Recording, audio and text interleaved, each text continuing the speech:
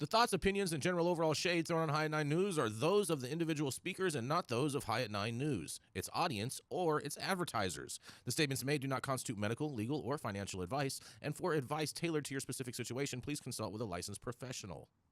Welcome to the High at 9 News Hour, where you will hear from cannabis industry experts and professionals from around the country talk about important topics while shining light on global issues and discussing cannabis as it relates to politics, regulation and reform, data and technology, science, research and medicine, family and parenting, art, celebrities and entertainment, fitness, sports, mental health and wellness, and plant-based medicines and entheogenics.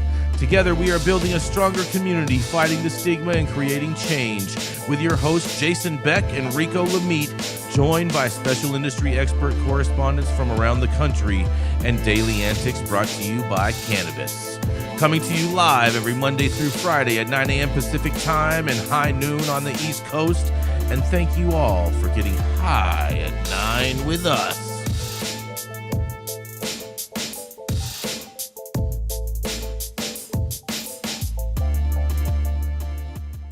Blood Republican. Oh boy. Oh boy. Oh boy. Oh boy. Good morning, everybody. That's right. It is Tuesday, October 15th, and today is, that's right, it's National Shawarma Day, you guys. That sounds good. Yes. Okay. It's also National Aesthetician Day. Esthetician, baby, not esthetician. Thank you so much. Unless you want your ass done, you know? I mean, hey, a lot of ass talk this morning, guys. Mm-hmm. Speaking of ass talk, it's also National Cheese Curd Day. Oh, that'll stop you right up. Mm-hmm, mm-hmm. Yep. National Pharmacy Technician Day. These are all related. Mm-hmm. Is Yarrow here with us yet? Yeah, he's sort of. Okay. And it's also Pro-Life Day of Silent Solidarity. Who's that funded by? Yep. Yeah, exactly. Wait, hold on. The church and the people and the baby. Leave the babies alone, Rico. What church? Yeah, I don't fucking know, but we make crosses. Keep your hands off the baby. Support life. Pro-life or pro-fetus? Support life. Exactly. Support life. Support life. Pro-fetus move. Anyways, thank you all for joining us and getting high at 9 with us. It's also high noon on the East Coast. And please remember to like, share, and subscribe to us on all social media platforms. You can look up above and down below on your screen to see exactly where we live on the internet. And we are live every Monday through Friday on YouTube, Rumble, Twitch, Twitter, Instagram, Facebook, and on our very own website at www.highat9news.com. So welcome to everyone joining us from any one of those platforms. And kicking it off today, that's right, we have the dope dad himself, Mr. Rico Lamitte, the Quasimodo caretaker. You still have Quasimodo over there, Rico? You actually have a Quasimodo? That's why we call you that? Yeah, he has a hunch in his back. I thought he was talking about the hump on your back. Right. He has a little baby, a little baby Yoda that I call Quasimodo. Yeah, the Hunchback of Notre Dame is very different than Grogu or Baby Yoda. His little Baby Yoda. His name is Quasimodo. Can we call him Baby Yoda for my sake, please? No, we cannot. It makes me happy. Jason gets all his pop culture references from Twitter and Rumble, so I don't know. I'm out of the loop, brother. I mean, Twitter's the business. Apologies to all the George Lucas fans in the chat today. Twitter We're on big bullshit already. Whatever. Good morning, you guys. Talk about it Tuesday. Yes, that's right. It's none other than the dope dad himself, Rico Lamitte. All right. Let me take a long swig of this water because... oh, boy. Here we go. He's thirsty. Thirst trap. No, he's about to start some shit. Mm-hmm. Let's get it. Yes. So, it's pretty tough to tell where someone's heart truly is, what they really believe in, if you're just going by the words that they speak, Jason Beck. We live in a world of liars, snakes, fakes, and flakes. And ever since Al Gore decided that it would be a great idea to create this thing we call the internet back in the 90s, or whenever it was, a number of liars the average American would encounter on a daily basis has risen exponentially. And over the last couple of years, with the advancements in artificial intelligence, one can only imagine how bad shit is about to get over the next couple of years. But one tried and true method to detect a person's true intent has been around pretty much forever. And yeah, it is not perfect, and you might get led astray by clever accounting tactics and whatnot. But once you get past the smoke screens, following the money remains one of the best roadmaps to finding out where a person's heart truly lies. That's right. Take a look at them financial statements. It's one of the reasons the Democrats and a vast majority of non-MAGA cultists registered to vote made such a big deal about Trump refusing to release his tax returns back in 2016. I know it's hard to imagine, but things were different way back then. We had these things called ethics, and it was not seen as a good thing for the leader of the so-called free world to through their own direct business interests to be investing heavily into China, Saudi Arabia, Russia, or any other foreign country that America may have to hold to account for whatever fucked up shit that they end up doing against our collective interests as a nation. But that was then and this is now. Words don't matter anymore. Feelings do. Vibes, hype is what gets the people going, right? Riding that wave. Maybe that's why we've seen the world's richest man jumping on stage like an idiot behind Donald Trump at a rally a couple weeks back, just months after losing $10 million in an effort to prop up a failed meatball Ron DeSantis campaign. At the time, Trump's biggest primary challenger. That's right. Elon Musk contributed a cool $10 million as the biggest donor by far to Faithful and Strong Policies Incorporated, the super PAC tasked with securing DeSantis's path to becoming America's 47th president.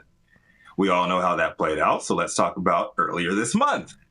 Faithful and Strong Policies, that same PAC, backed by Elon Musk, curiously showed up with a $500,000 contribution to Keep Florida Clean Incorporated, according to campaign filings. Keep Florida Clean, led by by Ron DeSantis' chief of staff, James Upmeyer, and committed to defeating Amendment 3, Florida's cannabis legalization ballot measure. Marijuana Moment's Kyle Yeager was first to break the story yesterday, and it was broken down into the key points by Benzinga's Maureen Meehan last night. Meehan reported that the so-called Faithful and Strong Policies Incorporated, which is headed by Florida attorney Scott Wagner, made the contribution to Keep Florida Clean. Keep Florida Clean and the Florida Freedom Fund are both chaired by James Upmeyer, DeSantis' chief of staff and former campaign manager when the governor ran for president. The $500,000 injection into the anti-legalization campaign comes with just 3 weeks to go before the election and shortly after a new poll showing majority support for the cannabis measure, though not quite to meet the 60% requirement to pass the constitutional amendment.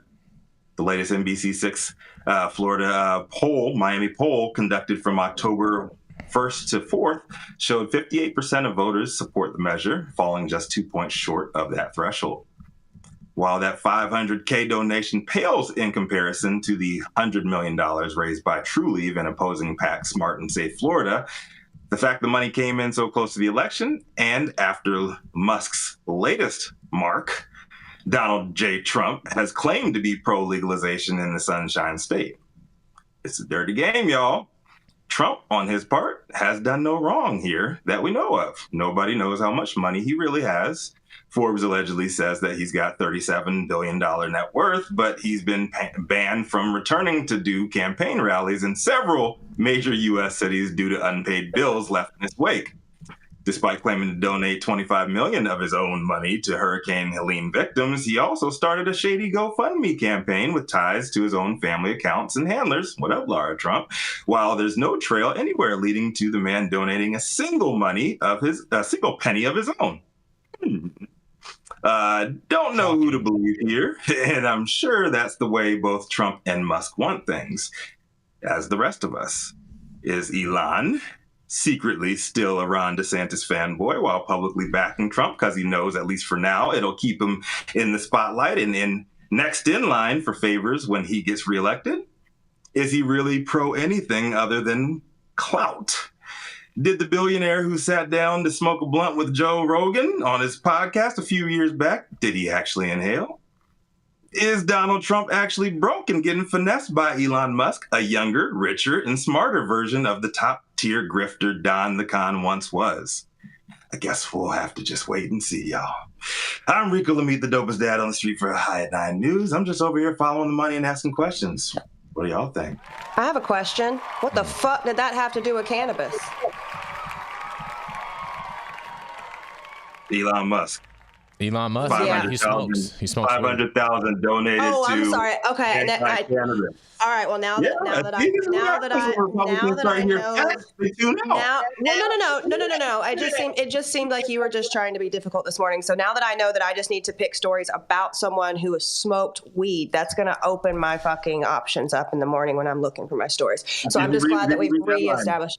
No, Jenny, that's not. he's That's never not the gonna criteria. Take your place of being difficult. You don't have to worry about him upstaging you in that regard. It has to do with cannabis because we're talking about Florida and somebody who's high profile donating money to a particular position. No, we just reported on super PACs. We didn't report on cannabis, really. That's okay. We'll keep it. He did report on cannabis because they dumped a whole bunch of money into the Amendment 3, Jenny Beth. I have Discord as well. I have Discord as well. No, but this is discourse, and we're talking about what was posted in Discord, and it's about donations to cannabis. Look at this. Very minutely. Very minutely. But that's okay. It's how we talk about it. They must have pulled you off the shelf early this morning, Yarrow. No, I swear to God, he fell off last night. I woke up this morning and went to pull him off his shelf, and he was flipped over on his top. His little butt was out. It was terrible. Elon Musk super PAC donates like a roaming gnome this morning. Against the cannabis measure, the pro-cannabis measure in Florida. It's okay, Rico. It's okay, Rico. I know Republicans gnome. I'm just gonna shut up and let you guys say the same shit you say every day that we do a fucking story during this election cycle. So go ahead and Todd talk about fucking Trump. Yarrow talk about what you say. Jason starts stuttering and Saman will laugh. Elon is a champion right now. Like, just read the story. Elon is a champion, and shout out to Elon putting up this money for legalization. Shout out to Elon going against cannabis legalization.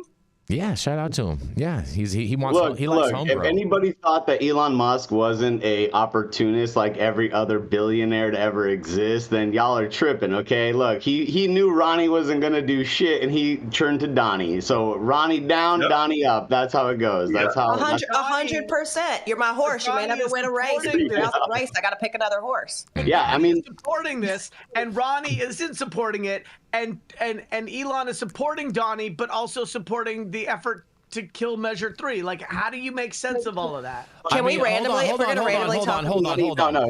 second. Guys. Let me hold on a second. Hold on. Let me explain. Hold on, Jason. Go ahead, Let me turn my headphones down. Y'all are loud. Go ahead, let me explain something for our guests. When you're giving money to a politician, you're going to back the politician's biggest cause with the most money behind it. What do you think is the biggest cause in Florida right now? It's not Hurricane Milton or Helen or whatever. It's not the cleanup effort for that. But it is for Measure 3, and there's a lot of money behind it. So that's why Elon's money's there. That's the simplest, most basic reasoning, right? But on the other hand, it's like Elon has a long runway that he needs to get a lot of government funding to fund all of the new Tesla stuff, all the new SpaceX stuff. So that's why he needs to cozy up to Donnie too. They're 100%. The ones that kind of put the money in, right? Donnie was the one who expanded the Space Force, and that's why they were launching at Vandenberg. Now they've taken that option away from Elon Musk and SpaceX. So that's why he's trying to cozy up. It's simple, guys. Let's not make it about what it's not. Let's make it about what it is. Right. If we really want to talk about it, he needs those funds because we're going to look at what Elon's done. Let's look at what he's done in the span of a week. He released a fucking robot. Maybe they're not great. Maybe they're not perfect yet. Maybe they're not available yet, but they were out serving drinks this week. They took our jobs. He caught a fucking rocket, which is insane. Maybe the only catch, but he did it, damn it. He fucking released a self-driving car. Sure, it went around the Paramount lot, but it'll be available in 2026. They fucking turned X into an AI platform with an ingenious size fucking expansion. He's done a lot of things that take a lot of fucking risk and a lot of fucking money. So yes, would I fucking follow my money to continue to do these amazing fucking things? I sure as shit would. So if we're going to shit on the guy, let's also acknowledge he's done some things in the span of a week that we didn't think were going to be fucking possible, which is huge. If you like him, cool. If you don't like him, it does. It does. I'm following story has to do with cannabis. You're not talking a damn thing about cannabis right now. I'm following answer the question about Elon and cannabis right now. Elon smoked a joint while he made those fucking robots hood. You know what I mean? In fact, he was smoking a blunt instead of a joint while he was making it. Do any of those robots? Hold on.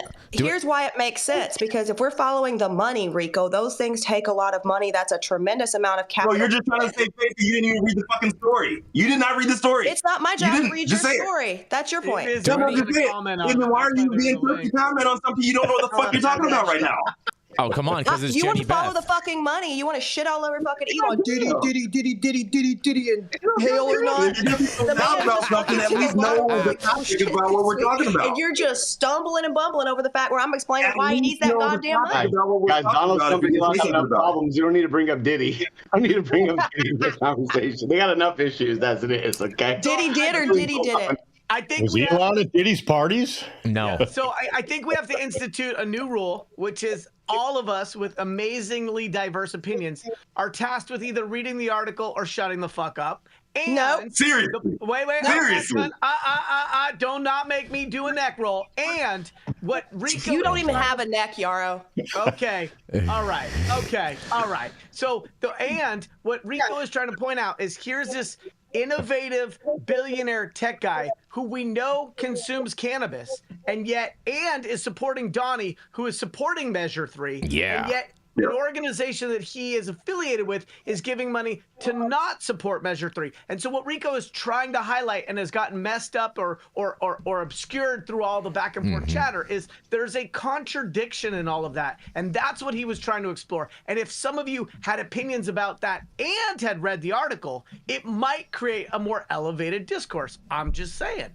Well, I think if you would have paid attention to the show yesterday, you'd realize that it's not a popular opinion to jump on my fucking neck. But all right, well, I understand. Hold on, Jenny. Hold on, I understand, Rico, and I agree. And I think that when we're looking at contradiction and we're looking at funding contradiction, that's what fucking happens when we have political parties. Hold on a second, you guys. Hold on a second. Hold on, Rico. Hold on, because Jason needs a moment. Yeah, we got to acknowledge Joe Mackey with a big old super chat who says for the lady.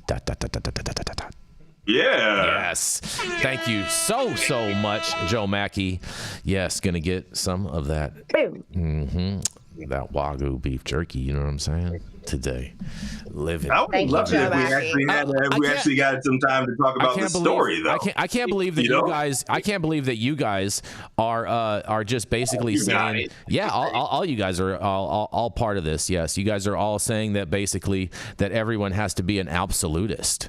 I'm shocked at this right now. That's what nobody said that. That's what I'm hearing from all you guys' conversations is all you guys. I'm gonna put a lot of lotion on my hands this morning because I feel like I'm gonna be smacking motherfuckers today. In the very beginning, nothing matters anymore. What you say does not matter. Follow the money. So Rico, I have a question for you. The money's following Elon Musk right now. But if his money's going to two different places and the places are contradictory, which one do we follow? The money's not following. The money's not following Elon Musk is because Elon Musk has the money. Look, billionaires hedge their money. They go in multiple directions. They go to the opposition and they go to the other one. So it's like it doesn't matter. It really doesn't matter. Like following the money. Following the money is just Following the money is a way to get yourself really fucked up in the cynicism game, okay? You're gonna get down a rabbit hole like you think you know what the fuck's going on. Right. And guess what? You don't. Period. Shout out to the C word who also just threw in a big old super chat who says total dog pile on Dills this morning. Brutal. Keep it coming, bitches. Yeah. Hand strong. There's a reason why I'm the girl that's on this show most of the time, and it's because I will fight every single one of you. All by my little self. Oh boy. It's so much more fun to fight when you actually are talking about the story, though. Just saying. Well, if you would have highlighted more of the story than your opinion and followed the money 87 times, because he's right. It's contradictory investing, but he could put his money wherever the fuck he wants, right? Like I sports bet, right?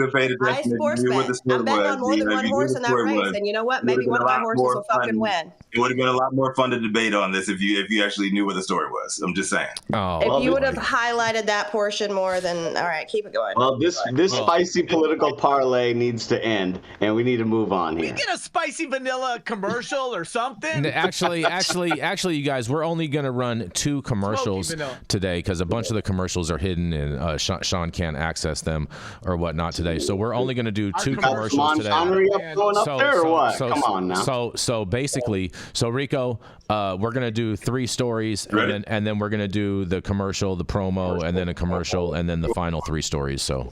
Okay, cool. I gotta drop at 9:30 because I gotta work. Yep. Well, you might as well just introduce me before you leave then. Yeah, it's Simulated Monday because it was Indigenous Peoples Day, not Columbus Day. Columbus Day, you guys. Shout out to Chris. All right. So anyhow. Haters. Yeah. You're gonna introduce Jason, Rico? Yeah, Columbus sympathizer Jason Beck coming to the stage. Go. Wow. Oh man. Usually Rico's just ashy. Today he's salty. Yeah, he's salty and triggered too. That was fucking funny. Okay. Don't forget he's triggered. I just wonder. Don't make me come on the show with no shirt on. I'm gonna come on with no shirt on. I ain't gonna have the halter top or nothing. But I'm gonna come on here and drop panties. That's what you want me to do. All right. Come on, Jason. Fair enough. Well, let me tell you guys. I'm gonna drop panties. Come on, Jason. Pause. Whoa, Jenny. Right? So, yeah. Well. I got you, Jason. Let me tell you guys something, because Missouri could revoke Kansas City marijuana micro licenses connected to secretive companies, you guys. Oh boy. Missouri's health department could revoke a series of marijuana micro licenses awarded in the Kansas City area to secretive LLCs tied to a Wyoming company, you guys. The micro licenses near Kansas City are among 32 across the state at risk of being stripped over questions about their eligibility for a program aimed at helping small and minority-owned businesses break into Missouri's lucrative marijuana market, you guys. The Missouri Department of Health and Senior Services said last week it could not verify the eligibility of 32 of the 57 companies or individuals it awarded marijuana micro licenses to back in July. And the state has not yet stripped the licenses, but has sent letters to the licensees holders giving them 30 days to respond and provide records explaining why they should not be revoked. The announcement comes as the micro license program has been dodged by concerns about predatory behavior within the industry. The Star reported last month and that 7 of the 15 licenses in the Kansas City area were tied to a Wyoming incorporating service, and the beneficiaries could not be easily identified. Those 7 licenses are among the 32 at risk of being stripped, and the state, when it announced the eligibility review, did not say explicitly why each license could be revoked.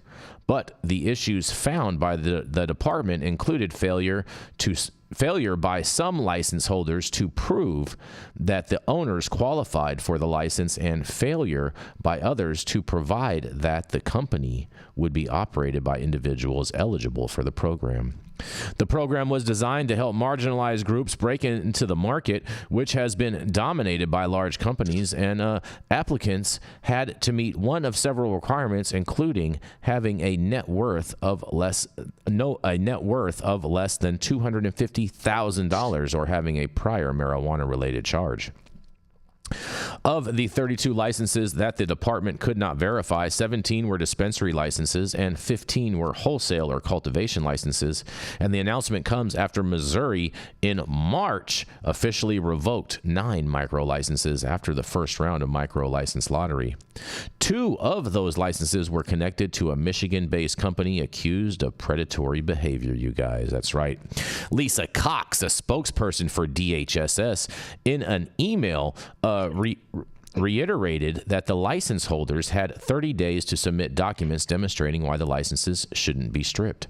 And in a quote, during and following this period, the department conducts a documentation review to determine if the information provided demonstrates why the license is eligible and should be revoked, Cox said.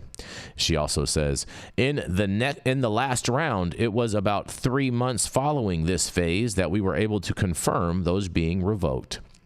The Star reported last month on 7 of the licenses that were connected to a Wyoming corporate services in Cheyenne, Wyoming, and the company incorporates or sets up businesses for clients. One of the licenses now at risk of being stripped was awarded to a company called Drama Dunes, LLC, which listed its proposed address along Squire Court in Grain Valley. Records posted online by DHSS list a person named Yossi Sahar, who appears to own a nightclub in Dallas, Texas, as a designated contact for the license, and another one with a proposed address in Excelsior Springs. Sahar is also listed as the contact for 41 other licenses submitted to the state. I wonder if Jenny Beth knows this guy. Sahar did not immediately respond to a call for comment on Monday, and the Star was also unable to reach the designated contacts for 3 of the licenses at risk of being stripped. All the phone numbers had identical automated voicemail messages. Oh, boy. Concerns about the program designed to help marginalized communities comes as hundreds of small-time applicants have lost out on the chance to grow or sell legal weed. Suzette Leftwich, a black woman from Kansas City, was one of the hundreds of applicants denied a micro license to open a dispensary back in July. In a quote, she says, "We're working against, forces that we don't even know exist. It makes me angry," Leftwich told the Star last month. "It doesn't seem like it's homegrown people that are, creating these dispensaries," she says. Leftwich did not immediately return a call for comment on Monday, and not all of the micro licenses awarded by the Missouri in July are at risk of being stripped. Hunter Schmidt, a local attorney, won one of the micro licenses through an LLC called Flower to the People and hopes to open a dispensary in the metro. And Schmidt is listed as the designated contractor for the company, and his business partner, attorney Nicholas Crease, is the LLC organizer. Schmidt, who qualified for the license due to past marijuana-related charges, said on Monday that he followed the state rules when he applied for a license, and he did not want to comment on the license that could be revoked. And the quote says, "All I can tell you is that we followed all the rules that the state of Missouri and Division of Cannabis Regulation require," he said. "I don't know about anyone else's licenses. I know we followed the rules." Well, Missouri's getting ready to strip a whole bunch of licenses, and man, I can't wait to hear what you guys have to say about this. Well, I first would like to say that you screamed cock so emphatically, me and Yarrow both spit our coffee out. Surprised you guys didn't swallow. I usually do. But it was, we're talking about sugar. Anyhow, listen, first of all, fuck John Payne, obviously, very clearly. And yes, although you as the applicant followed the rules while applying, that sounds like a very PR department response from somebody who is probably part of an egregious group of people who shouldn't have these fucking licenses. Not that this justice-involved gentleman, Mr. Schmidt, doesn't deserve his, but if you partnered up with people who are doing the wrong things, then I'm sorry, you don't. And I'm not in favor of means testing for social equity programs because it penalizes people who have done better since whatever happened to them. And I don't think that should be a program criteria. I just have to put that out there. We know, Yarrow, but it's very personal. We know. You're standing on business. 10 small toes He's standing down. on principle. No, I get it. Standing on and I something. don't think that's not the issue here. The issue here is that this gentleman who has got these corporations that are obviously, you can't trace the investors, so Rico can't follow the money, and that's going to make his fucking head explode. You don't know who's really holding these ownerships, and you have an inequitable division of the profits, right? The contracts that they've submitted to the state say one thing, but the contracts that actually stand between these people say that this group is getting 90.1% of the profits from these social equity licenses. That is the issue. I think there's a difference between working the system versus gaming the system, right? Like, yeah, you want to maximize the opportunities based on the rules and regs, but there's some intention behind these programs, and when that gets lost, it's not okay. Would you say that you prefer to work it or game it? It depends on if we're talking about spitting or swallowing my coffee after the hard C with I thought you were going to say something else. After we're stripping the cocks. Something else. I thought you were going to say something else, Yarrow. I got options for my responses. We know that. I bet. Well, here's the opinion of all opinions. It's that the thing was doomed to fail from the start. When you have such a high barrier financial demand to enter these industries, there's no chance that somebody that has been marginalized by the system for decades on end, who has never had a chance to amass the amount of money it takes or to get investment people to trust them enough to not take their pants down while they're making a deal happen. It's like, it's that simple. It's a predatory system to begin with. It's never been in the interest of the individual who has suffered for however much time, who has been in the system, who's been incarcerated for this cannabis plant, for selling it, for growing it, for whatever it is, for smoking it. It's always been destined for this failure. And if anybody thinks otherwise, I'd love to hear what they're doing to set up and to support some of these license holders who are social justice equity license holders who have been in the system, who've been part of the system, who've been gamed by the government for so many years. Good. I mean, that's just what it is, right? It's like all those deals you just said, Jenny, that's been from the very beginning. From the very first social equity applicant, that was the predatory deal that was on the table for them. And it's never going to change because the cost to get into this business is way too high. I completely agree. That's why the DCR is mad at me. That's why I lost my consulting position with the DCR, because I go to bat and speak truth to power for these applicants. And that's also why I provide my services to them for free 99. Leave the 99 cents off. So, I mean, I agree with you. It's fucked up. It's completely fucked up. But guess what's going to happen to these poor investors that are not named on these documents? Well, honey, you don't hold equity in shit because the state doesn't see you holding equity in shit. So get ready to file your UCC claim against this conglomerate that just took your fucking money and ripped you both off.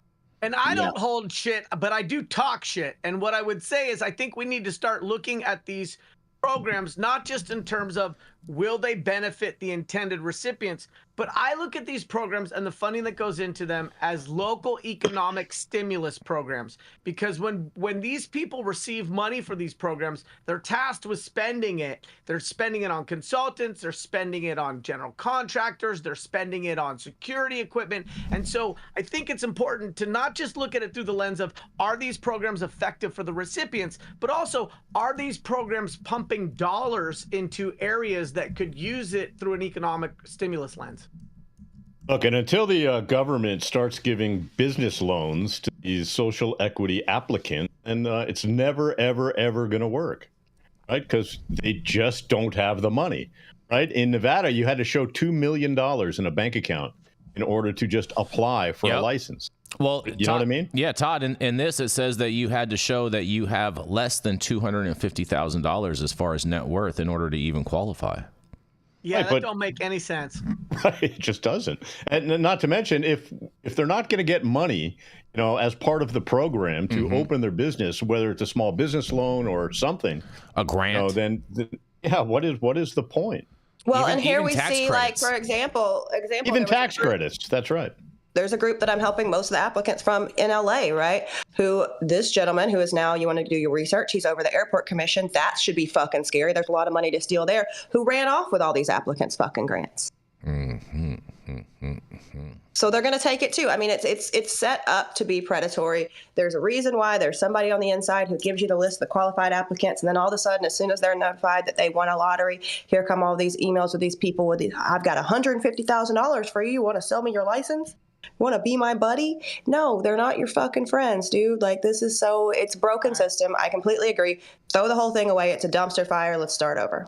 I do want to be your buddy, but I know we have to go on to the next article. Oh boy. Do you remember my buddy? When you talked about Elon catching a rocket, I was like, girl, if you catch my rocket, I'm catching feelings. Boy. Do you remember my buddy, Yarrow? Did you have one of those?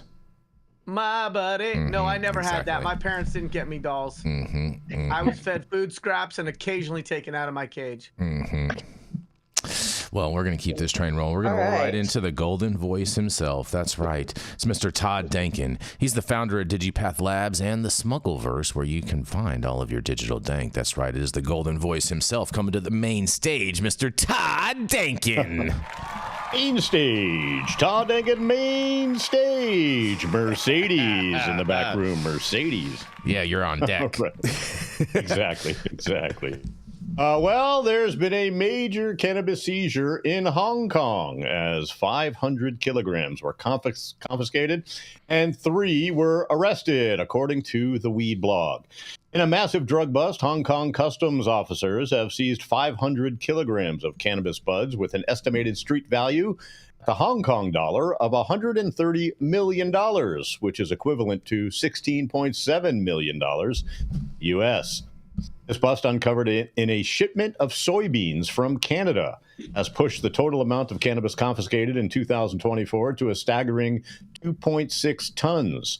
This marks an 80% increase in cannabis seizures compared to the same period last year. The discovery made last month highlights that the growing sophistication of drug trafficking networks and the vigilance of Hong Kong's Customs and Excise Department. Cannabis was hidden within 83 sacks of soybeans in a sea shipment from Canada, with traffickers attempting to evade detection by using vacuum-sealed bags to suppress the drug's odor and strategically placing at the bottom of the sacks at the bottom of the shipment.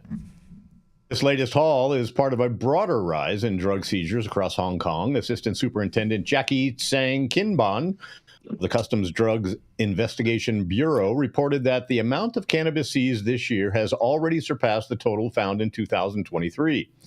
Hong Kong authorities have been ramping up efforts to disrupt these criminal networks through intelligence sharing and advanced risk assessment strategies targeting air, sea, and land shipments. The arrests include a 54-year-old man who was apprehended when he arrived to collect the shipment, as well as a 44-year-old woman and a 55-year-old man who were arrested days later. All 3 are facing charges of trafficking in a dangerous drug, an offense punishable by up to life imprisonment and a $5 million fine. What? Listen to this, guys, okay? Mm-hmm. Dangerous Drug Ordinance, Chapter 134 in Hong Kong states, any person who traffics in a dangerous drug shall be liable upon conviction to a fine of $5 million and imprisonment for life. Trafficking includes selling or giving away any amount of a dangerous drug. Any person who manufactures a dangerous drug shall be liable upon conviction to a fine of $5 million and imprisonment for life. Any person who has in his possession or smokes, inhales, ingests, or injects a dangerous drug shall be liable upon conviction to a fine of $1 million and imprisonment for only 7 years. Any person who has in his possession any pipe, equipment, or apparatus intended for smoking, inhalation, ingestion, or injection of any kind of dangerous drug shall be liable upon conviction to a fine of $10,000 and imprisonment for 3 years.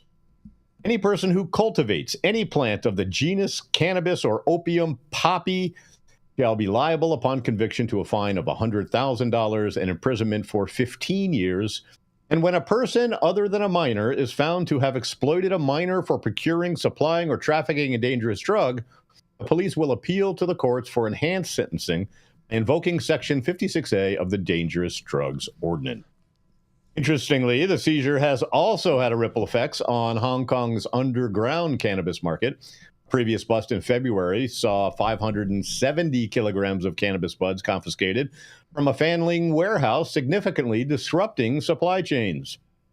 In fact, the price of cannabis, the black market, has surged, rising to $270 per gram in July, up 30% from $200 per gram. Of course, that's Hong Kong money, and that's $25.76 U.S. dollars.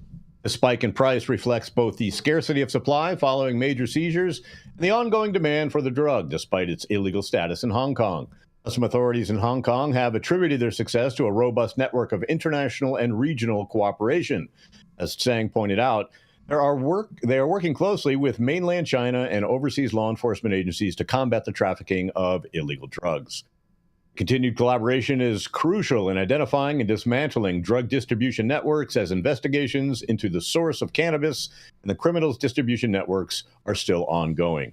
Seizures of cannabis have surged dramatically in 2024, with authorities confiscating over 3,021 kilograms of the drug between January and July of this year, marking a 108% increase that was seized in the same period last year. This trend highlights the increased efforts by smugglers to exploit Hong Kong's busy trade routes, while also reflecting the growing global cannabis market. I'm Todd Denkin with High at 9 News, and here's some friendly advice. Don't smoke weed in Hong Kong. What do you guys think about those that $5 million penalty and life imprisonment over there in Hong Kong? I mean, Hong Kong is definitely not where you want to get caught trapping at. I'm not good at the math thing, but is that almost $140,000 per pound? So they said 167 million for 1,200 pounds. No, it was no. It was 16.7 million. It was a hat. At 500 kilograms, there we go. Worth 16 million pounds, or worth 16 million US dollars. 500 kilos. Oh, look, Yarrow's confused. No, I'm having a moment. Having a moment. So the article says in massive drug bust, Hong Kong customs officers have seized 500 kilograms with an estimated street value of 167 million US. Right, so, that's a typo. It's 16.7. Are you sure? Because I'm positive because the US dollar is 13 cents. The Hong Kong dollar. So if you just do the math. If not, I'm shipping boxes to Hong Kong starting tomorrow. I mean, here we go. Why not start today? 16.7. Why wait for tomorrow to what you can do today? Right. What are you doing today? Right. Exactly. Yeah. Got to go out and buy boxes today. Right. I got them for you, Yarrow. Mm-hmm. Oh boy. Oh boy. I mean, listen, so anybody who's dumb enough to get caught with anything in Asia, come on. They still beat you with rods and shit over there. This is not are they even allowed to have? All right, whatever. But listen, this is not the place where I would want to get caught with anything. I don't want to walk on the wrong side of the street, jaywalking, whistling too loud. I probably wouldn't even yell over there. Well, hold on a second. Yeah. They didn't necessarily beat you for spitting. Did they actually catch someone? Because you just said that they caught a shipment. Yeah. Was there someone involved with the shipment? Picking it up. Yeah, they arrested 3 people. The guy picking it up, and then 2 other people the next day. Yeah, well, they're going to jail for the rest of their forever. I wonder if these rules were created during the English's rule or power, and then since recently they had this transfer of power, and the Chinese government has kind of gone there and took control over. Is this something new? No, this ain't nothing new. This ain't nothing new. What's new is that people are smuggling it in like that. No. What Saman is saying is he's wondering if this is nothing new and a vestige of colonial occupational laws. It's not really in their culture out there. Cannabis smoking. What do you mean? It totally is. No, it's not. It's obviously it's in their culture. If they're, and maybe then it was. Maybe the first cannabis was found in China. I understand. Maybe then it was. Okay, but I've been there. Okay, I've experienced this. Okay, and it's not a culture where they're consuming weed. They don't even know what weed is out there. The only reason that you probably most of the time back in the days that you would even get caught is if some European snitched you out, because it's just not. It's not in their culture. It's not what they do. It's in their culture. They're just not sharing with you when you go over That's there. right. I mean, I think it's used You guys differently. are crazy. I think it's used differently. They've confiscated 3,000 kilograms so far this year. It's definitely in their culture. It is now. I'm saying when I went out there. I'm talking about 10, 15 years ago. Is it possible that they just didn't like you? Jason, maybe you were the one that brought you already know that's impossible. You know that's impossible. Jason was the one that went impossible. That was funny though. Oh boy. Well, whatever, you guys. We're gonna. We like you, Jason. Doesn't that mean anything? What's that? We like you. Does that mean nothing? I mean, I don't know. We'll see. In his feelings. Come on. All right, I got a hard stop at 15. We got to. I'm trying to go. I'm trying to go to a commercial, Yarrow, but you started talking. I thought we weren't going commercial free. You didn't pay any attention to. We have two commercials I said today. I have two commercials in the middle, Yarrow. Two commercials. Gotta pay the bills. All right. The Control Tower from Highly Educated has perfected the dab. Utilizing the concept of thin film evaporation, you can waste none of it and taste all of it. The micro texture of the SE pillar increases nucleation at elevated temperatures. And with the tower propelling at 2,600 RPMs, it's certainly the most efficient dab experience to date. The Control Tower from Highly Educated. All right, easy there, Yarrow. Stop whatever you're doing. Make sure that you hit that like button. I know we'll appreciate it, you'll appreciate it, and YouTube will appreciate it. Also, make sure you subscribe to the channel if you're not subscribed already. And all of the articles that we cover on today's show, you can read directly on our website at www.highat9news.com. I'm trying not to yell anymore for my neighbor's benefit. Mm-hmm. Oh boy, how's that working for you? The other commercial. Second commercial. Hurt. I turned my volume way down. This is. I'm Jason Beck, and this is Smoky Vanilla. And if you want to feel as good as I look, then you need to get a stretch and smoke with Smoky Vanilla. Hi, I'm Smoky Vanilla. I have my bachelor's degree in kinesiology, and I'm a sports massage therapist and stretch coach. I focus mostly on individuals that are in sport with chronic pain or injury. I love to intuitively create and customize a session based on the individual that I'm working with. We'll go over a few postural assessments, work together to create a wellness journey based on the health history, past injuries, or anything still affecting you today. And we'll get you back on your feet right away with less pain.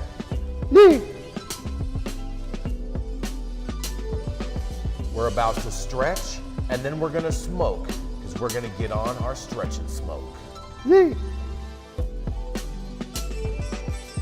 If you want to feel as good as I look, then you need to come on down and get a stretch and smoke with none other than Smoky Vanilla. Stretch and poke with at the risk of being racist, happy Shawarma Day. Whoa. We're back. We are back. Coming up next, that's right. It is Mr. Saman Razani. He's a formulations expert. He's a pretty smart Yarrow's guy. mad as fuck now. He loves some spreadsheets. And that's right. He also helps women over 50 how to say hello again. That's right. It's none other than Mr. Saman Razani. Hello, everybody. Welcome Tuesday. We have a exciting article today about children on cannabis. Let's hear from our friends at KTLA. 3 middle schoolers hospitalized for possible cannabis ingestion in Northridge. Little bastards. 5 teenage girls were sickened, 3 of whom needed to be hospitalized after consuming what authorities suspect were cannabis edibles at Noble Charter Middle School in Northridge on Monday. Details are limited, and it's unclear how the edibles came into the group's possession, but all patients were conscious and breathing, according to Los Angeles Fire Department. Shout out LA Fire. 3 was Yarrow yesterday.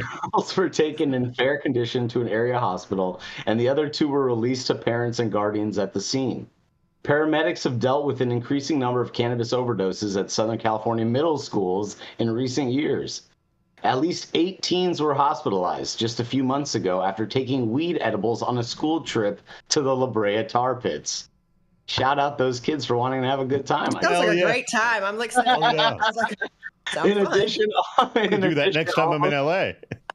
In addition, almost exactly a year ago, THC gummies were found in a candy stash at a Halloween event held at an elementary school and made 1 student sick. Well, that's KTLA reporting. What about the rest of the students who had a great time? Oh boy, what do we do? What do we do about this, guys? Parents, fucking pay attention. Protect the kids. right. Well, it's because you picked this article that I picked my article, which is about some proposed solutions. And so I think we have to acknowledge that edibles has changed the game in terms of over-ingestation for people who don't know their limits, and that would especially apply to explorative teens. Especially these little goofy girls. Like, listen, I have a middle school son, and I would beat the brakes. I wouldn't actually beat my kid, but you know what I mean. Parker Dennis would have no Xbox, no PS5, no phone, no nothing. I'd put him in a closet with a bottle of water, and that's what he gets to play with. Like, this is insane. You have to pay attention to your kids. And I understand that this happened at school, but also we know as parents that the schools aren't protecting our kids. Look at what happens in U.S. schools all the time. Yeah. This is a tremendous ball drop on part of the school. And you mean the kids didn't die? They were conscious and breathing. Of course they were. They're just terrified. Look, I mean, I think it's a lot to do with education. Like, it's like the sex ed that you had to go through in middle school and high school and stuff was to teach you and like learn you about the risks associated. It's the same way, right? It's like you have to understand that like consumption with these things, it's prevalent. I mean, with Snapchat, with all these telegrams, like those middle schoolers and high schoolers are on that shit too. If we think that they're not, we're kidding ourselves. It's like it's the access, the easy access to it that they can get, but it's okay. They can still access beer too, but if they understand what it is and why they should wait to consume it, or if they just have knowledge around it, maybe it'll deter them a little bit, just a little bit of knowledge. Because once it's this mysterious thing with this mystique surrounding it, that's like, I can't have it. Of course, we all understand that that child's going to really be, prone to going after and experimenting with those things. And if it's out of your supervision, then you really don't know what's going on. If it's with other kids, it's definitely going to happen. I mean, we weren't smoking weed by ourselves when we were 12 and 13 years old. We were doing it with our buddies. It's just how it is. So just be cautious. Just educate your kids and educate yourselves. I just feel like there need to be a lot more better resources for parents in how to have these kinds of conversations with their kids. It's a societal issue at this point, Jason. And the article that I'll be covering today talks about taking some of that burden off of just the parents and the schools. And I think there's no debate on this show that edibles are the most likely form factor that can create these issues. Well, yeah, y'all watched after I ate 10 Space Gems the next morning, came on the show and didn't talk for the first 90 minutes of it. So it was refreshing. And you're a grown-ass woman. And I'm a grown-ass woman. Exactly. I was just trying to sleep, y'all. And responsible usage by the parents. I mean, if you're consuming cannabis and cannabis products, be smart about it. Don't put your stuff where your kids can reach it because, maybe it's a coin toss whether they're getting it from somebody else or taking it from your stash. So just be aware and don't think that it can't happen to you. Because my kid definitely stole weed from me when he was younger, and I literally had no idea. Maybe I was oblivious, maybe I didn't care, maybe whatever. But I always hid it from him. I was always hiding, so he was a snooper for sure. And you can smell it, bro. Come on now.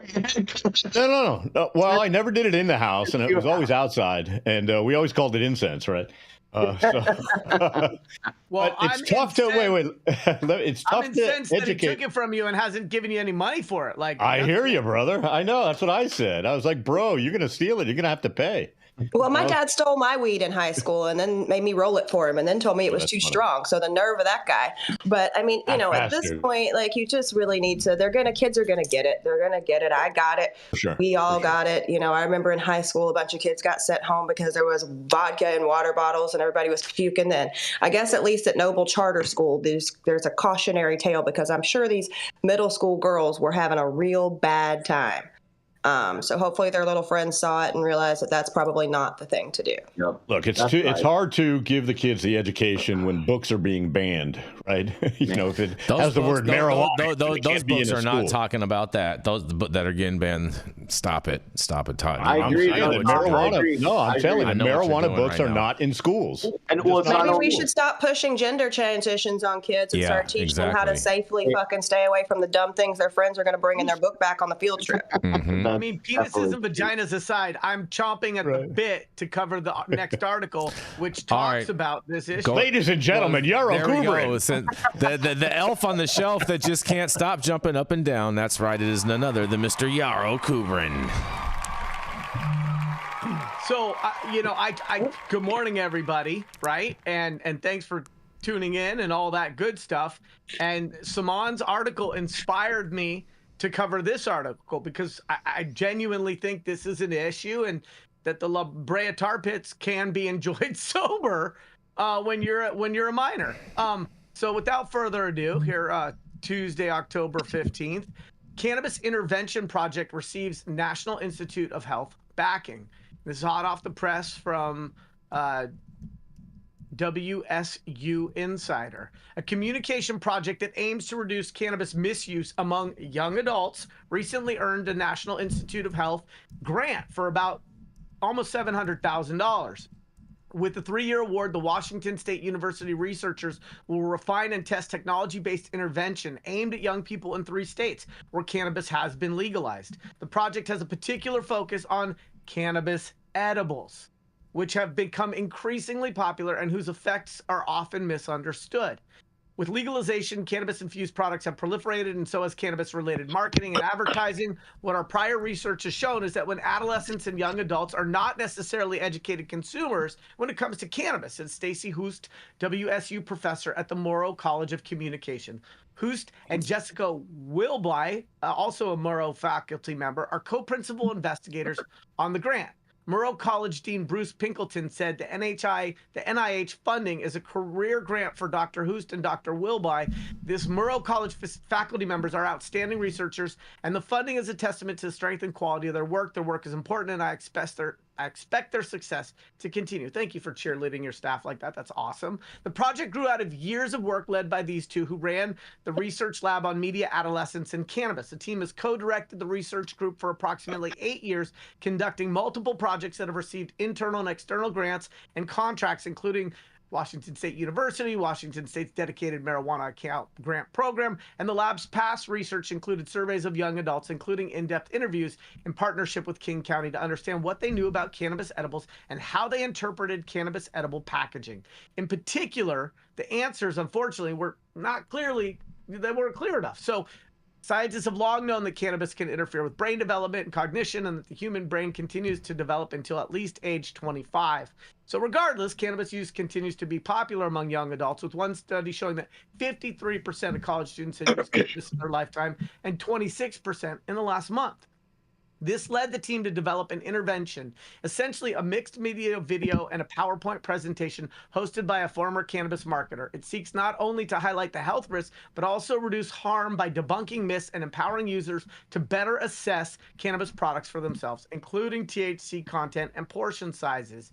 Yes, please. For example, the intervention points out that many people often think a common brand of cannabis-infused soda represents 1 serving, when it actually contains 10 servings. It highlights the importance of reviewing labels, which the team's previous work and work of others have often shown is a priority for young adults. Preliminary results from a proof of concept study showed that the intervention positively influenced cannabis knowledge and confidence in the ability to use cannabis responsibly, as well as increasing awareness of health risks.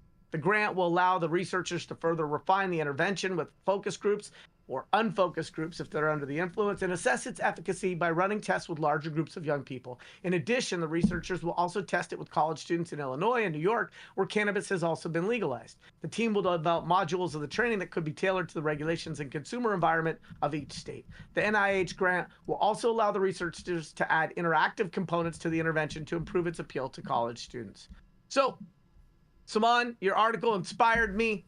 I think that there's a twofer in teaching younger people, both of consumption age and prior to consumption age, about what it means to take edibles and how they can de-risk that experience. I think the money that we spend educating those people is offset by no hospital visits, no Los Angeles fire departments responding to calls, or at least a decrease in those costs to society. And as a father, more than once, I don't want this experience for my kids, but also the industry benefits, because if somebody has a negative experience early on in their cannabis journey by over-consuming an edible, they're far less likely to be a customer in the future. So I love this. And I love the fact that instead of saying that it's parents' responsibility or the school's responsibility, which is true, that the federal government is putting resources towards the apparatuses that it already has stood up to be able to create the educational content and the awareness. And so this is a happy story to me. This is Yarrow Kubrin, High at 9 News. See, look at that, Yarrow. I was just saying how we need more resources for parents. Exactly. I mean, I think also, it's a great story. I also think that like part of this is as a young adolescent, when you're learning about nature and when like there's a lot of groups in our societies that do that. They take their kids foraging. They teach their kids about medicinal plants in nature, and that's kind of what this is. No kid is like jamming out to like go pick mullein and lavender. It's just not happening. It's like cannabis is a medicinal herb. This is what it is. It's nothing else. And so when you sensationalize these things for young kids who turn into young adults who look at behaviors and emulate those behaviors, this is the risk. So you teach them about the medicinal value of these things and how it can improve life and how it can help people who are injured, who are sick, get better. And this is the thesis, and that's what should remain. But yeah, I'm glad to hear all these resources that people are acknowledging that there needs to be something. There's a lack in our society, and the younger generation is the one that's suffering. They don't want to be traumatized. They want to be living an abundant life. Right, but kids aren't taking it because it's good medicine. They're taking it because they want to catch a buzz. No, but that's what I'm saying. The same reason they're drinking, the same reason they're doing mushrooms. But that's exactly what I'm saying, Todd. If you're showing these kids that, hey, look at this sick kid that's like has leukemia or has Dravet syndrome or something like that, and they take cannabis, they use cannabis medicinally to help with their illness, then it's a different psychosomatic thing. In this young developing brain, they're like, wow, that it's not looked at as this recreational usage thing like beer and like. Well, Adderall is prescribed for ADD, right? But that's a recreational drug. In middle schools and high schools. In kids, it's prescribed. In adults, it's. I'm just saying, right? So it's all because the human being wants to catch a buzz. I'm a believer. Look, I'm a believer in this education. I'm a believer that cannabis is always medicine. Whether you smoke it for medicine or you smoke it to catch a buzz, it's always medicine. I believe that. But as a kid, kids just want to get high. That's all I'm saying. Hold on, Todd. I think what Saman is really saying is that if you take the approach when they're young and you teach them this, then the stigma is gone, and they're not in the space of generally where they go into that mode of I just want to get high. Right, but I think the stigma is there. We're talking about the same age group that ate fucking Tide Pods, okay? Right, Listen. We're not. We have an age of exploration, and Jenny, that's exactly my point. Like, kids are gonna do the stupid stuff because they're at this place where they don't have great judgment and decision-making capabilities. They're following their friends. Saman is talking about is normalizing it so it's a little less exciting, and they don't think of it as like the cool thing to do. But I love this idea that the federal government, which has massive resources, most of which they've siphoned out of our pockets, is all of it siphoned out of our pockets. Because all of it. $700,000 that they are putting towards this educational pursuit is nothing compared with the overregulation and burdensome extra costs of edibles packaging that they keep foisting on the regulated industry on a state-by-state basis. And so if we think about this amortized over every operator and every dispensary and every package of gummies, it makes a lot of sense to educate people instead of trying to dummy-proof an intoxicating product. 100%. 100%. CPG and mainstream product. I mean, good education creates good legislation. It creates knowledgeable consumers. It's necessary. This is a great story. I'm not fighting you. I'm just trying to give you the perspective of the kid. But you're right. If you normalize it, the more we normalize the guy that's the closest the easier age it becomes. to kids is the one saying he's giving you the perspective of the kids, you guys. Yeah, being a parent has taught me one thing: monkey see, monkey do. And when they see you enjoying yourself and you're smoking your weed or whatever, or drinking a beer, that kid's burned into their psyche, and they're like, "Oh, that's how adults have fun, and I want to be an adult." And that's what I'm. And so that's look. It's all these perspectives are valid, by the way. This isn't like mutually exclusive to one side of this story here. It's like all these things are relevant. As a society, we need to evolve on these things, like kind of like the European stance on alcohol, right? It's like it's not looked at as this like super special like thing that's held on this pedestal, and these kids in high school are like getting blackout drunk in Europe. It's not happening. It's just not happening. No, 100%. Go ahead, Todd. Go ahead. No, Go ahead. no, I was gonna say I'm sure they party, but it's like it's not the same as it is here. So that's all. Right. And look, what makes kids want to do things also is when they're told they can't do it, right? But you never want to do something more than when you said you can't do that. But wait, let me finish. So, pot has been illegal for their whole lives, right? It's slowly becoming legal, right? And they see it more and more and more. So it does have to be normalized. Yeah. And the sexiness of the illegalness, right? They don't even want to do it that much anymore. Do you know what I mean? It's like, well, whatever. It's just weed. I can just go to the store and get something. Exactly. You know what I mean? So legal weed is definitely normalizing, for kids because they see it on the corner. They see the sign. They see the advertising. Well, I will say. I mean, yeah. Sorry, I was making a manifest because some of us have to work. Oh boy. Well, I was just gonna say, I agreed with you, Jenny Beth. I think the federal government needs to put more resources into educating parents about kids dabbing Tide Pods as well. For sure. Is there education on alcohol that's available for parents so they could sit down and say, don't drink 30 shots of something? Yeah, of course.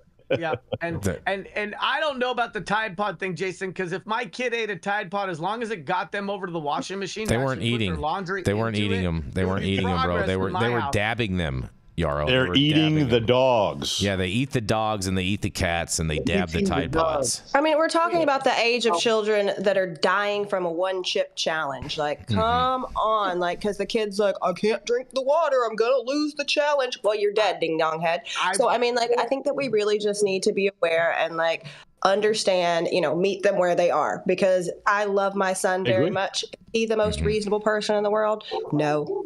My child has a conniption fit and the world ends when he ruins his season on college football on Xbox, right? So, like, we need to realize, well, he looks just like me. It's okay. He's handsome. But well, we do. I think we just need to be more reasonable and realize that, like, they're gonna do it. Let's not take it from this, like, prohibitionist standpoint where we can stop them, because the second they're out of our control. Do y'all remember the skating rink, the place where for $4 you drop your kid off for 5 hours and expect teenagers to watch them all day? You're dangerous. The second that we're out of the sight, they're out of our sight, they're out of our control. And so it's really just about having reasonable conversations, and from a standpoint of, if you do this, this will happen. Here's how you keep this from happening. And I was over 40 before we started doing the one chip challenge. I mean, we waited. That's an age restricted activity as well. Oh, did you do it? Is it hot? Not as hot as you, but yeah, it was definitely spicy. All right. Well, the C word. On the Scoville scale, girl, you were way past the Carolina Reaper. The C word gave us a big old super chat, so thank you so much. The C word. He says, my niece was all up in my business every time I went off for a spliff. So I told her alcohol is poison, so she would go bug her parents instead. That is. Well, she's right. That is pretty good. Yeah. That is pretty good. That is pretty good. All right, we're gonna roll right into Miss Jenny Beth Dills. She has that Southern twang in here to tell you a thing or two about life, weed. Apparently, manifest how to do a manifest. The American way. And the American way. It is For y'all none other that than are Jenny Beth Dills. That's not what you said you were going to call me today, Jason. I'm very disappointed in my intro. I'm sorry. You forgot America's sweetheart. Okay, so this story is going to excite Jason back. Boy, guess what we're talking about? Anybody got an idea? Oh, I have an Donald idea. Trump. Well, you guys have actually been talking about it. You guys have actually been talking about it earlier today. It has to do with one of your guys' favorite actions.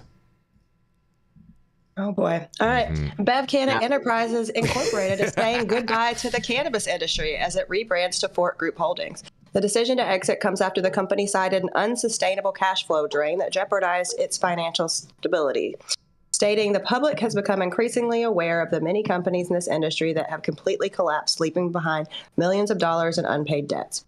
CEO Marcelo Leon emphasized the company's ambition to lead in the health and wellness sector, aiming to accelerate growth with the new high-quality product offerings under the Fort Group banner.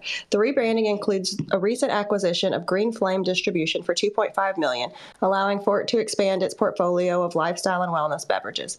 Effective October 18th, the company will officially change its name and trading symbol on the Canadian Securities Exchange to FGH, while the symbols on the OTC markets and Frankfurt Stock Exchange will remain the same for now. Bev Canna outlined several key challenges in the cannabis industry that prompted its departure, including high operational costs from stringent regulations, burdensome taxes, and significantly higher transportation costs compared to traditional goods. Additionally, the company faced cash flow issues from long payment terms with distributors and unexpected product returns, all compounded by regulatory hurdles and banking difficulties. By the end of June, Bev Canna had accumulated deficits of 165 million Canadian dollars, and its subsidiaries have faced bankruptcy filings, including Natura Springs in December 2023 and the parent company in January 2024. Well, this sounds like another parent company fail to me, and it sounds like I'm taking my ball and going home. Cannabis is hard. Duh. And I love this whole beverages are the fastest growing sector in the industry because it's the smallest. So when you have the smallest barrier, your growth is going to look bigger than it is. Unexpected returns make a better product. This just all seems like a poor as me. Come find us in your local liquor store soon. So, Jason, I wanted to read this one because I know how much you personally love beverages, and this was going to bring a tear to your little Republican eye. So I'll throw it back to you guys and see what you think. You know what I feel like? I feel like I'm watching a Christmas Story. You know, when they have the Red Ryder BB gun and they're shooting the cans off of the fence. That's what this reminds me of. I mean, it's, I don't feel bad for people. Like, yes, it's hard. Business is hard. You just bought a new distribution for $2.5 million. So there's some money somewhere. And I'm guaranteeing, since you're a publicly traded company, your investors probably are not the happiest with you right now. Oh, definitely not happy at all with them. No. Man, it sucks for them. It's rough, you know. Cannabis. And I don't really want to hear about all these complaints and stringent blah, blah, blah. This is a Canadian company. It's not that bad, y'all. Like, get it together. I mean, the drink side of this business, it's inevitably going to end up in the hands of the same liquor distribution companies that do all of the bottles and liquid distribution in America currently. It's really hard. It's heavy, so it costs a lot of money to transport this liquid around to different places. So, you know, they have the infrastructure, they have the know-how. They have the efficiencies, and they're going to end up with it. So it's like, you know, this is going to be a tale of, you know, many dominoes to fall, just like this, where these big companies make a move on a struggling business at a good price, they think, and then, you know, next thing you know, they're going to be laying it off for even less to somebody else, probably a liquor distributor. Yeah, no, 100%. I have a couple thoughts. Go for it, Yarrow. Off the shelf.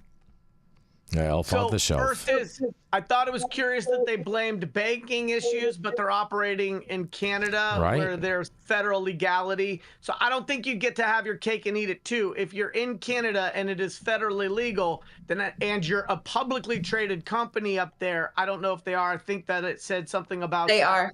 They're traded on 3 different exchanges. That's right. Because I read the articles. Thank you very much. And so my point is that if you are federally legal, you don't get to blame lack of banking. If you're a United States operator, by all means, you can oy vey away all day. But if you're in Canada, stop that shit. The second thing I thought was interesting is because you're in Canada, you have a one-size-fits-all set of rules and regulations, which actually gives you an advantage when you're talking about supply chain issues and distribution for what is arguably heavy, might need to be refrigerated, I don't know. And so I was just bummed because unlike Jason, if you watch High at Night Instagram, there's a video reel of him from just a couple days ago talking shit about cannabis beverages. And so it's great that we will continue to disagree on this, but unlike Jason, I'm bullish on the beverage category. I think there are plenty of places where people aren't going to want to vape, smoke, or overconsume edibles, including the La Brea tar pits. And so I was bummed that even with a federal one-size-fits-all set of rules,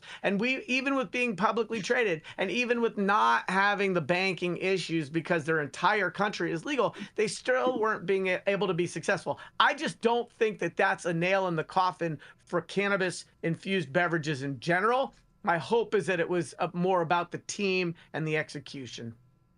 Fair enough. Jason, why don't you think people like the beverages? Why? I mean, because in all honesty, if people want an edible high, they're gonna go for the gummy. Okay, they're gonna go for the gummy. The beer thing. I feel like, you know, like if they didn't get you tired, people would drink them more. But because they get you tired, it's just there's nothing fun. It's like, oh yeah, I'm gonna open up a can and I'm gonna go to sleep. Like, you know what I mean? Maybe like on. What do you think happens when you open up a 30 rack of Busch Light? A 30 rack, you rage for a while. There's no raging that's a depressant. that you do. There's no raging. Alcohol's that you a depressant. You're watching NASCAR for the next 8 hours. That's what you do. Bro, if that doesn't get made into a reel, then there's something real wrong about this show. That is rednecks making left-hand turns all day, baby. Yeah, exactly. But Jason, alcohol is a depressant. You're lighting something on fire. That's what you were doing. It doesn't matter if alcohol is a depressant. Alcohol is a rage inhibitor. You're humping a raccoon in the back. It is a inhibitor. Yeah, you are correct. That's my point. Is like the whole part of why so many people drink a majority of the time is because they're going to go out and rage with their friends. All right, they're like, oh yeah, we're going to go take a couple back, whatever, whoop-de-whoop, and you know that's why people drink. There is none of that aspect behind the cannabis beverage market. It's not like. Well, I mean, I disagree with you, Jason. I think the fact that a lot of people are trying to wean themselves from alcohol is what's actually bolstering this part of the industry. Bro, if that was the case, Dills would be the #1 beer in America. Well, no, because they still want to buzz, bro.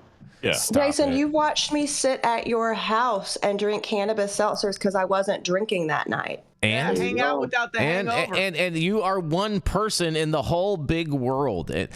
No, she and that's that's just speaks to my last point. If that was the case, Dills would be the #1 beer in the world. No, because that would make me bloated. I don't like beer. I think that there's a trend of non-drinking. I think that's what's happening, and that's a huge trend of that. Yeah, there's non-alcoholic beverages coming out that are like actually, you know, they taste pretty good, and I think like people have been taking that O'Doul model to the next level, heightening it so that people actually want to enjoy their product. And I mean, conspicuous consumption. You're out in the club, you're out someplace, you have a beverage, a bottle in your hand. You're not just eating a mint or a gummy and then you're done. Like, people are used to consuming in this fashion, and sometimes they want to be seen living it up a little bit. I think we are also peer pressured into holding that glass like that right at the bar. Wait, I don't want to drink. What do you mean? What's your problem? Why don't you want to drink? It's true, and a lot of people would. A lot of people would do like club soda and a lime instead of doing a mixed drink, and they'd walk around with that. And that's. Let me give you a whole nother analogy, okay? Just to prove you guys another reason why. Okay? He's gonna beat this down, you guys. 100%. Yeah, 100%. So, do you know the reason why a lot of performers don't like to perform at weed concerts? Because the crowd said performers don't like to perform at weed concerts. It's a fact. It's a fact. It's a fact. Performers. It's a fact. It's a fact. It's a fact, Yarrow. I mean, are they getting paid? They're getting paid, but they you know, like not saying that they're not going to perform, but what I'm saying is that they overall 8 times out of 10 they don't want to do them. I'm going to tell you why. I'm going to tell you why. Because when you're performing in front of a weed crowd, everyone is just high and they're just like just bobbing their heads. It's not like when everyone's drunk, they're like, yeah, oh yeah. They don't get the same energy. They don't get the same energy. So they don't like to do it. I've heard this from a number. Hold on, Saman. I've heard this from a number of very established artists that have done cannabis concerts, and they all tell me the exact same thing constantly: is they don't get the same energy from the crowd, so they don't like to do them. Because I'll take the mosh pit without the slosh pit. This is Yarrow Kubrin. I'm out. Mm-hmm. No, I've smoked weed at every concert I've ever been to, right? And I didn't just sit there and go. Did you also drink? Yeah, but you cross-faded, bro. That's the difference. No, I'm not a big drinker. Stop it, Todd. I don't. Yeah. Stop it, Todd. you did like one cigar and one blunt at the same. You know what I'm saying? Each hand, kind of thing. No, I'll usually bring a vape pen into the venue. A vape pen? You're such a you're so and smoke on the way. Well, what am I going to smoke a joint inside a venue? You're so thug, no? Todd. So thug. Oh, you know me. A vape pen. Todd's over there popping a gummy and giggling. Yeah, exactly. Exactly. Mushroom gummy. I'm not a normal dad. I'm a cool dad. Well, yeah, wait till the kids start getting those, which I'm sure they are. Mm-hmm. Oh man, it's gonna be it's gonna be an interesting how running out of PE class because there's a dragon guard in the soccer goal. Mm-hmm. Yeah, that's right. Well, thank you all for joining us and getting high at 9 with us every Monday through Friday at 9 a.m. Pacific and high noon on the East Coast. Big thank yous to our audience and supporters for tuning in daily and listening to the insanity that is the developing cannabis industry. Huge thank you to Catalyst over here helping us keep the lights on, and thank you to all of our correspondents for being absolutely amazing. Thank you to Cannabis Sativa L for giving us a reason to do this, and thank you to Cloud Media Partners. Sean over here in the building today filling in. Thank you so much, Sean. We super appreciate you. And thank you all for tuning in and getting high at 9 with us. We are America's #1 daily cannabis news show.